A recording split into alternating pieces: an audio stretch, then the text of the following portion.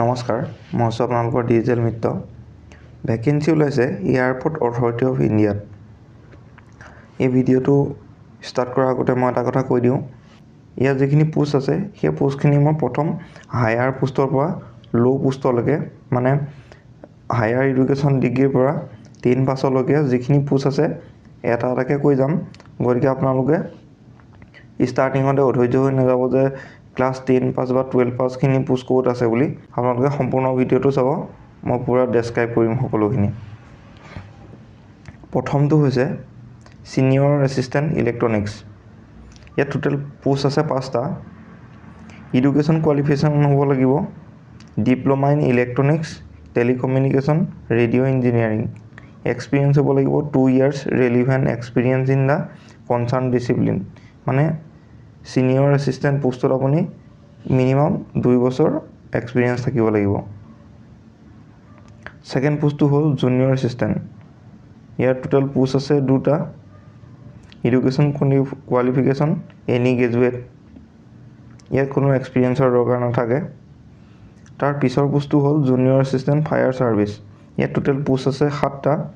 ইয়াৰ education কোৱালিফিকেশ্যনটো হ'ল যদি আপুনি 10 পাছ হয় তেতিয়া 10 পাছৰ লগত 3 বছৰ regular diploma in mechanical automobile fire এই তিনিটাৰ ভিতৰত কোনোবা এটাত 3 year ডিপ্ল'মা লাগিব নহ'লে আপুনি মিনিমাম 12 পাছ কৰিব লাগিব 12 পাছ কৰিলে 3 বছৰ ডিপ্ল'মাখনৰ প্ৰয়োজন নাই লিখা আছে ডিজায়াৰেবল যদি আপোনাৰ ক্লাছ 12 পাছৰ লগতে এইখিনি বস্তু থাকে তেতিয়া আপুনি বেছি ডিজায়াৰেবল হ'ব পোষ্টৰ কাৰণে ইয়াতে প্ৰথমটো লিখা আছে computer sciences subject at 12 level তাৰ পিছৰটো আছে NCC B certificate relevant experience in aviation regular industrial fire service basic fire fighting training course from AAI fire training establishment sub fire officer course from national fire service college Nagpur তাৰ পিছৰটো আছে driving licence যদি এখন valid driving licence আপোনাৰ লগত থাকে valid medium vehicle licence মানে LMV issued at least 1 year before date of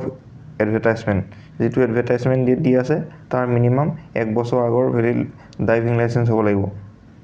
as লিমিটটো হৈছে 18 বছৰৰ পৰা 30 বছৰলৈ ইয়াৰ্ছ এজ অন 6/12/2025 মানে 6 ডিচেম্বৰলৈকে আপোনাৰ মিনিমাম 18 বছৰ আৰু মেক্সিমাম 30 বছৰ